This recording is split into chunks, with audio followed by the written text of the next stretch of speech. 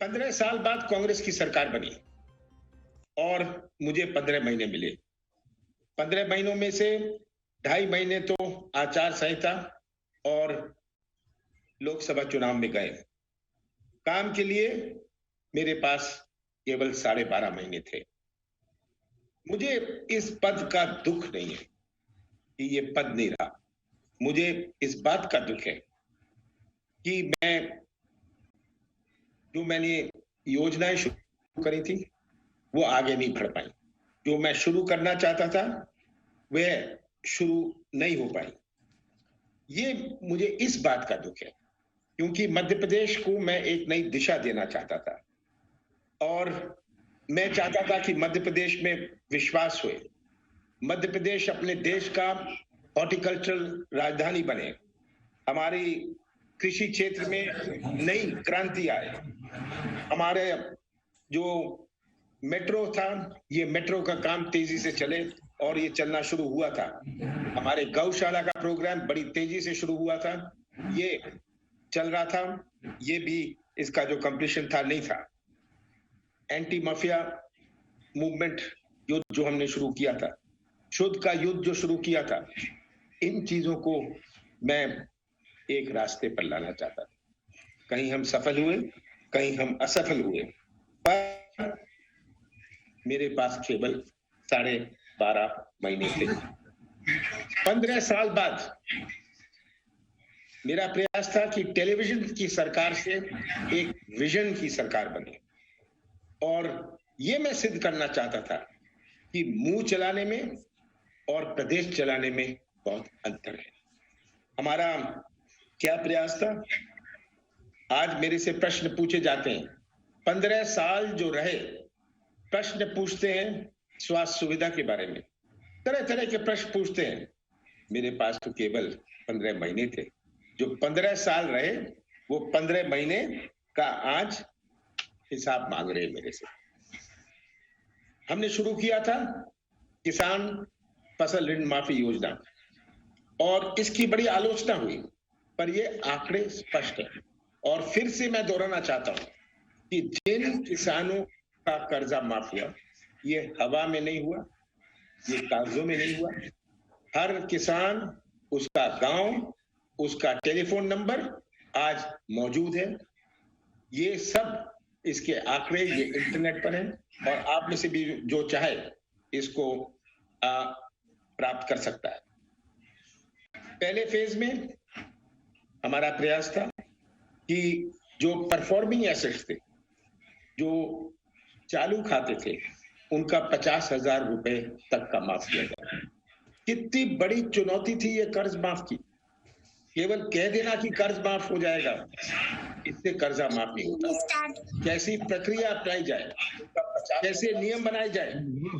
और मैंने आलोचना सुनी कि इसका कर्जा नहीं माफ हुआ, कोई कह रहा है। इसमें चुनौती आई कि लाखों किसान के एक खाते नहीं थे, एक से ज्यादा खाते थे, 2 खाते थे, 3 खाते थे, 4 खाते थे। इसका क्या उपाय है? कईयों ने ट्रैक्टर का कर्जा लिया हुआ था, किसी ने कोई इनकम टैक्स देते थे, जीएसटी में रजिस्टर्ड थे। ये तो हम माफ नहीं करने वाले थे। ये हमने जो नियम बनाए थे ये इनका कर्जा माफ नहीं होने वाला था। तो पहली फेज में इन सब चीजों के बावजूद हमने 20,22,000 किसानों का कर्जा माफ किया। ये था परफॉर्मिंग एसेट्स का और 50,000 रुपए तक के परफॉर्मिंग एसेट्स और 2 लाख रुपए तक के जो कर्जा था, जो डिफॉल्टर थे, ये हमने किया, जिसके नाम, नंबर, गांव मौजूद है। हमने सेकेंड फेज की, दूसरे किस्त की शुरुआत करी, जिसमें हमने कहा जो चालू खाता है उनकी हम 1 लाख रुपए तक करेंगे। हमारा लक्ष्य था कि एक वित्तीय साल में, एक फाइनेंशियल ईयर में हम इसे कैसे आगे ले जाएं, इसे कैसे दूसरे फाइनेंशियल ईयर में लाएं। क्योंकि जब मैंने सरकार संभाली थी, भारतीय जनता पार्टी ने खुद कहा था कि तिजोरी खाली है, किस प्रकार से साधन, किस प्रकार से रिसोर्सेज उपलब्ध किए जाए, ये बहुत बड़ी चुनौती थी। तो दूसरे किस्त में हमने 1 लाख रुपए तक के जो बच गए थे, जिनके 2 खाते थे, जो किसी ना किसी जिन्होंने अप्लाई नहीं किया था, जो भी कुछ नुक्स था उनका, और हमने परफॉर्मिंग एसेट्स जो चालू खाते थे 1 लाख रुपए तक का किया। इसमें 7 लाख किसानों के ऑर्डर इशू हुए, और जब तक मैंने इस्तीफा नहीं दिया, 7 लाख किसानों के ऑर्डर इशू हो गए थे। इसका मतलब पहले फेज में 20,22,000 किसान, दूसरे फेज में 7 लाख किसान के ऑर्डर इशू हो गए थे। इसमें से कुछ बटे, कुछ नहीं बटे, क्योंकि कोविड आ गया। तीसरा फेज हम शुरू करने वाले थे 1 जून में, जहां जिनका जो डिफॉल्टर थे उनका पूरा कर्जा माफ हो गया था, पर जिनके चालू खाते थे 2 लाख रुपए तक का कर्जा माफ होता, और इसमें 6 लाख किसानों का कर्जा और माफ होता। मुझे दुख है इस बात का कि हम ये पूरा नहीं कर पाए, पर हमारा संकल्प था और हमने ये घोषणा करी थी कि ये हो गया है और ये होने जा रहा है। और मैं उम्मीद करता हूं कि आज की मौजूदा सरकार हमारे किसानों के जो बचे हैं उन सब का कर्जा माफ करेगी। जो हमने अपने तीसरे किस्त में कहा था, थर्ड फेज में कहा था, जिन किसानों का, उन किसानों का भी कर्जा 1 जून से माफ करना शुरू करेगी, जिसमें 6 लाख किसान मौजूद हैं। हमने ये घोषणा करी थी कि 1 अप्रैल से 160 रुपए क्विंटल हम गेहूं का देंगे जो रजिस्टर्ड फार्मर्स हैं। इसमें 11,75,000 किसानों को लाभ होगा। मैं उम्मीद करता हूं और निवेदन करता हूं आज की मौजूदा सरकार को कि इसकी पूर्ति ये करें। ये किसानों की क्रय शक्ति, ये किसानों की अर्थव्यवस्था में सुधार लाएगा। हमने घोषणा करी थी डीए की, 17% डीए हम 1 अप्रैल से देंगे, और ये हमने 16 मार्च को ऑर्डर इशू किया था। इसकी कहानी तो आप जानते हैं, आज इसे रोक दिया गया है। आज हमारी सब्जी की फसल नष्ट हुई। महीने भर पहले हमारे जो निमाड़ मालवा में सब्जी है जो देश भर में जाती है, हमारे जो अन्य जिले हैं जहां देश भर में हमारी सब्जी जाती है, ये सब्जी नष्ट हुई कोविड के कारण।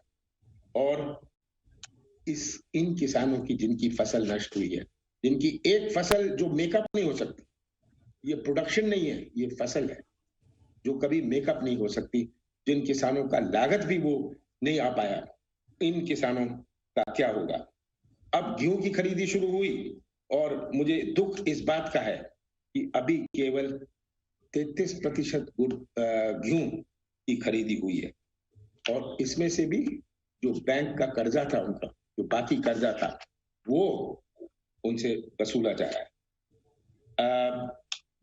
कोविड की बात में आए, ये आपने, मैं सोचता हूं आपको जानकारी दे दी गई है कि कोविड की हमने क्या क्या कार्रवाई शुरू करी। मैं इसको दोहराना चाहता हूं कि हमने 28 जनवरी से शुरू करी थी। आज शिवराज सिंह लंबी चौड़ी बातें कर रहे हैं, आलोचना कर रहे हैं। मैं तो पूछना चाहता हूं शिवराज सिंह जी से कि शिवराज जी, आप तो मजाक उड़ाते थे। आपने टेलीविजन में कहा था ये क्या कोविड है, ये तो एक बहाना है, ये तो एक मजाक है। इतना मजाक उड़ाया था शिवराज सिंह जी ने। हमने 28 जनवरी को शुरू करी थी। 31 जनवरी को हमने सब कलेक्टर्स को सूचित किया था कि इंस्ट्रक्शन शुरू करें, जब ये विश्व में भी एक पैंडेमिक नहीं घोषित हुआ था। 1 फरवरी को हमने गवर्नमेंट ऑफ इंडिया को रिक्वेस्ट करी थी कि virus research diagnostic laboratory of AIIMS को टेस्टिंग लेबोरेटरी बनाया जाए। 3 फरवरी को मैंने अखबारों में अपील करी थी और चीफ सेक्रेटरी को कहा था इसकी रिव्यू मीटिंग करें। हमने 4 फरवरी को कॉल सेंटर बनाया था जिसका 104 नंबर घोषित किया था। 12 फरवरी को हमने इंस्ट्रक्शन इशू करे थे कि आइडेंटिफाइंग, टेस्टिंग एंड सर्वेलेंस के। 23 फरवरी को हमने सब एपिडेमियोलॉजिस्ट को इंस्ट्रक्ट किया था कि अपने जिलों में वो टूर करना शुरू करें। 25 फरवरी को हमने इसमें और कार्रवाई बढ़ाई थी और हमने कहा था कि जो भी पैसेंजर्स आ रहे हैं विदेशों से उनको क्वारंटीन में रखा जाएगा।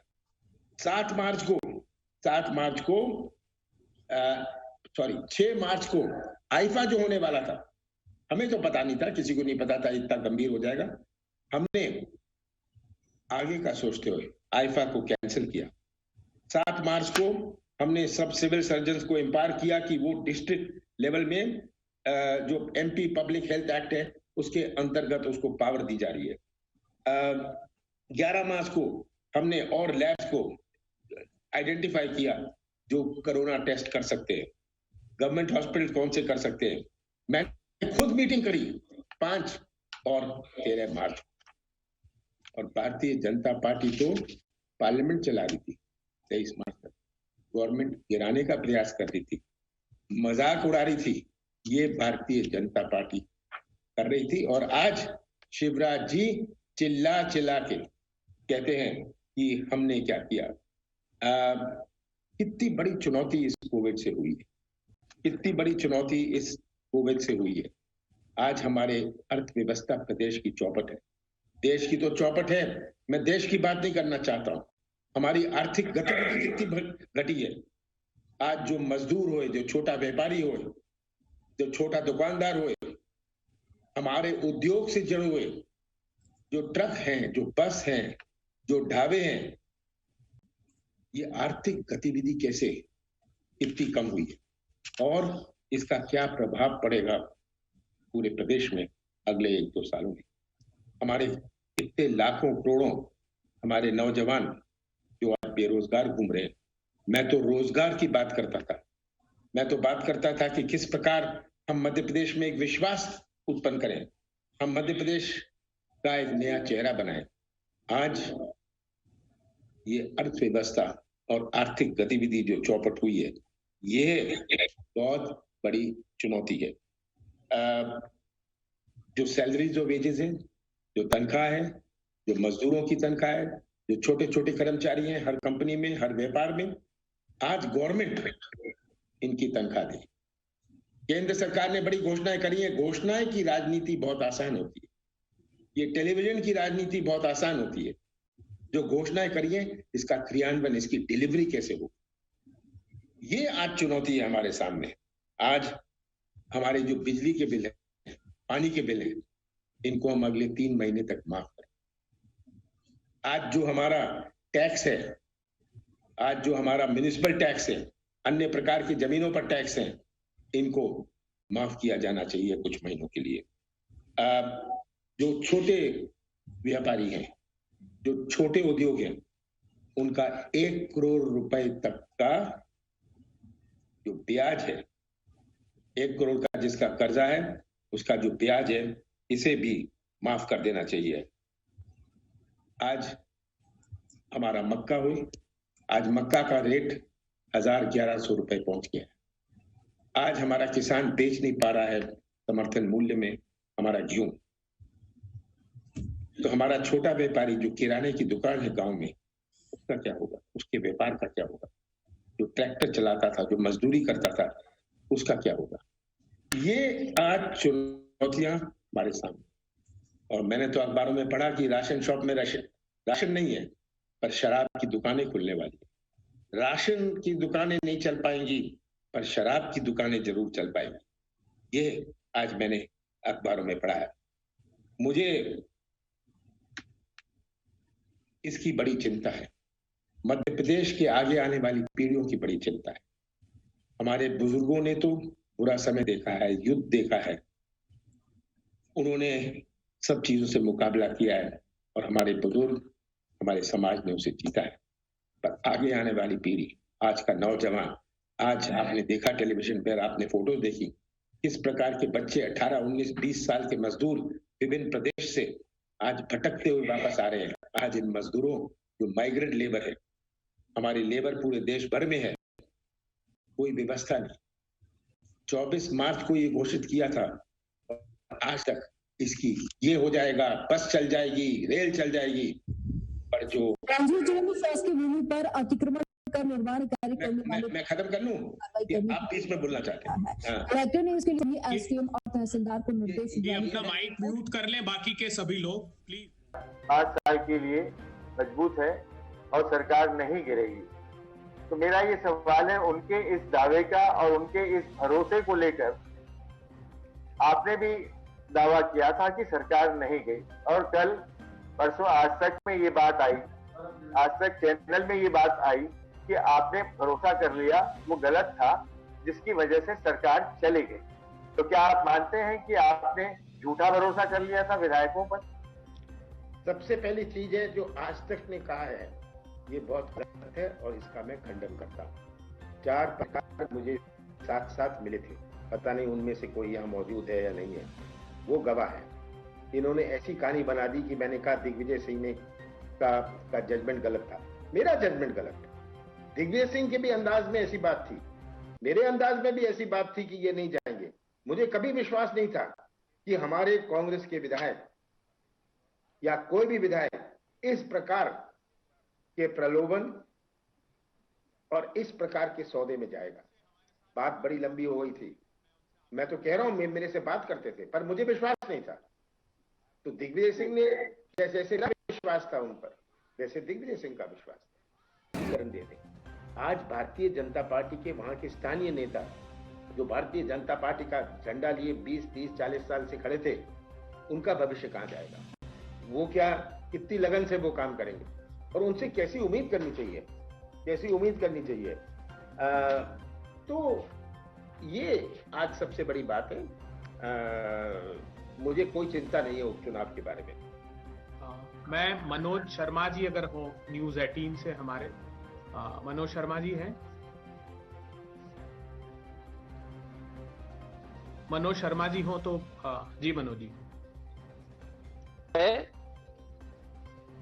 आ रही है? हाँ अब आ रही मनोज जी। जी, मेरा सवाल है कि सर ये पहले पूरे उस समय जब पूरी राजनीतिक जो उथल पुथल चल रही थी, तब आप भी कहते थे कि बीजेपी के बहुत लोग हमारे संपर्क में हैं, बीजेपी वाले कहते थे कि कांग्रेस के हमारे संपर्क में है, लेकिन असली संपर्क उनका सामने आया था। अब आपके संपर्क में कोई बीजेपी वाले हैं क्या? मेरे से तो बहुत सारे संपर्क में हैं, मैं तो सबसे संपर्क रखता हूँ। समय आने पर वो भी सामने आएंगे। अभी मंत्रिमंडल का ये अपना पूरा मंत्रिमंडल बना लें। पहला मंत्रिमंडल इतिहास है जो इतने समय तक एक ही मुख्यमंत्री रहा, उसके बाद 5 बनाए। अब क्या करेंगे? अब किसको बनाएंगे, किसको नहीं बनाएंगे, कौन से संभाग को, कौन से जिलों को अपना प्रतिनिधित्व देंगे, क्या कितने वरिष्ठ होंगे, कितने नए होंगे, ये सब तो अब शिवराज जी को झेलना पड़ेगा। झेलें इसको बैठे। और मुझे दुख है इस बात का कि प्रदेश में इतनी गंभीर स्थिति, आर्थिक स्थिति, अर्थव्यवस्था, आर्थिक गतिविधि चौपट होना, कोविड, ये सब के बावजूद भी एक ऐसी सरकार जो जिसका मंत्रिमंडल नहीं बन सकता। क्यों नहीं बन सकता? मेरा प्रश्न है। मैं अब आखिरी 3-4 प्रश्न, हम 2-3 प्रश्न और लेंगे सिर्फ। मैं आज तक से रवीश जी अगर हों तो उनसे अनुरोध करता हूं कि वे अपना प्रश्न करें।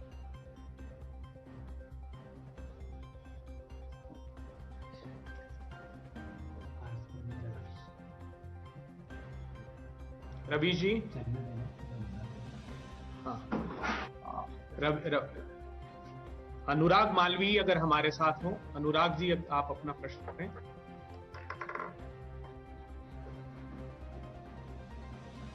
सुन पा रहे हैं सर? हाँ सुन पा रहे हैं, अनुराग जी पूछिए। सर मेरा सवाल यही है कि पिछले कुछ दिनों में हम देख रहे हैं कि जिस तरीके से जो बागी गए हैं, उन सीटों पर बीजेपी के भी कई बड़े चेहरे रहे हैं। पहले भी चुनाव में कई पूर्व मंत्री रहे हैं, तमाम लोग, चाहे ग्वालियर की बात करें, मुरैना की बात करें, भोरत की बात करें। तो ये जो बड़े चेहरे हैं, क्या आपकी तरफ से उनसे कोई संपर्क की कोशिश हुई या उनकी तरफ से आपसे कोई संपर्क की कोशिश हुई है? इसके लिए क्या स्ट्रेटजी है? क्या आप लोगों ने एक लाइन बनाई है? अभी कोई स्ट्रेटेजी अभी नहीं बनी। ये तो बीजेपी के बहुत सारे वरिष्ठ नेता कई जगह के मेरे से संपर्क में रहते हैं, पुराना संबंध है, पुरानी जान पहचानी है, कईयों की नहीं है। तो ये तो आगे आने वाला समय होगा, ये मैं बैठ के टेलीविजन में बताऊंगा। TV9 भारतवर्ष से मकरंद जी अगर हमारे साथ हो। हेलो, आवाज आ रही है सर?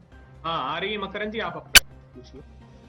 सर नमस्कार। मेरे दो छोटे छोटे सवाल हैं। एक तो ये कि सेकंड लीडरशिप जो सेकंड लाइन है उसको ऊपर आने के लिए सर क्या स्ट्रेटेजी कांग्रेस करेगी, क्योंकि हाल में युवा कांग्रेस के चुनाव होने से सारी प्रक्रिया हो गई, अचानक से ऊपर से 4 नाम आ गए नेता पुत्रों के और सभी कार्यकर्ता असंतुष्ट हो गए। तो कार्यकर्ताओं में जोश भरने में कि उनको आगे मौका मिल सकता है, ये संदेश उनमें कैसे देंगे? और दूसरा सवाल ये है सर कि अगर शरद कौल और नारायण त्रिपाठी उस समय सही थे जब विधानसभा में वो बीजेपी छोड़ के बीजेपी का पक्ष छोड़ के अचानक आपका सपोर्ट कर दिया, तो तब वो सही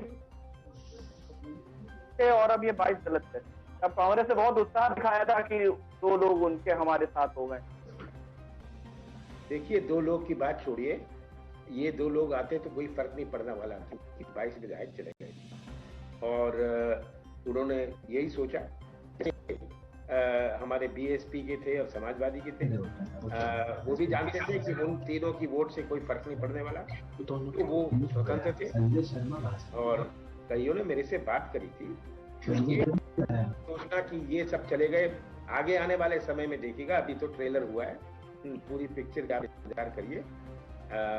अब मैं ये समाप्त करना चाहता हूँ, पर 2 बातें कहना चाहता हूँ। मैं 2 बातें कहना चाहता हूँ कि राजनीति से पहले आज कोविड है, किसान हैं, हमारे छोटे व्यापारी हैं, हमारे मजदूर हैं। सबसे बड़ी चुनौती हमारे सामने पहले थी कृषि क्षेत्र और नौजवानों की। आज हमारे सामने बहुत बड़ी एक नई चुनौती उभर के आई, और जब तक सरकार में इस प्रकार की सोच ना हो, इस प्रकार की सोच ना हो कि इसको कैसे, इसका सामना कैसे किया जाए, इसमें कैसे हम राहत पहुंचाएं, हमारा प्रदेश अंधेरे की तरफ घसीटा जा रहा है।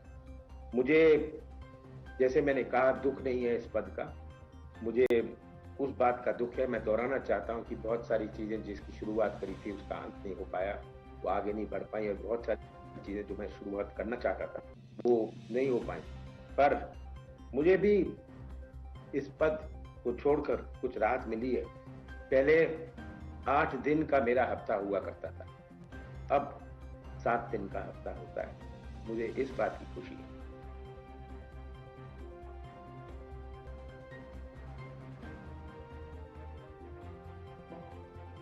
मेरा एक सवाल है। हेलो अभय जी, मेरा एक सवाल है। कोई बच गया है? सर मैं बच गया हूँ, ब्रजेश। हाँ बोलो ब्रजेश। सर मैं ये जानना चाहता था कि आप आर्थिक मामलों के बड़े जानकार रहे हैं और दावोस वगैरह आपने दुनिया बहुत देखी है, और तो सर ये हमारा जो मध्य प्रदेश छोटा राज्य है वो कोरोना की जो इतनी इस महामारी से कैसे उबर पाएगा? कितनी मुश्किल है मध्य प्रदेश तरीके छोटा राज्य, रोजगार की इतनी तंगी। पूछता हूँ, पहले ये कह दिया कि हमें छोटे आर्थिक गतिविधि कैसे फिर से शुरू करी जाए, इसकी हमारी जो रणनीति है होनी चाहिए। ये छोड़ के कि यहाँ नुकसान हो रहा है वहां नुकसान हो रहा है, ये आर्थिक गतिविधि कैसे शुरू की जाए, कैसे उनको राहत मिले। कर्ज की ब्याज की बात होए, छोटे व्यापारियों की ब्याज की बात होए, हमें जिनकी तनख्वाह नहीं दे पा रहे हैं, जिनकी रोजी रोटी चलती थी, पूरी दुकान चलती थी, पूरा व्यापार चलता था, पूरे छोटे कारखाने चलते थे, 1-1 महीने की आमदनी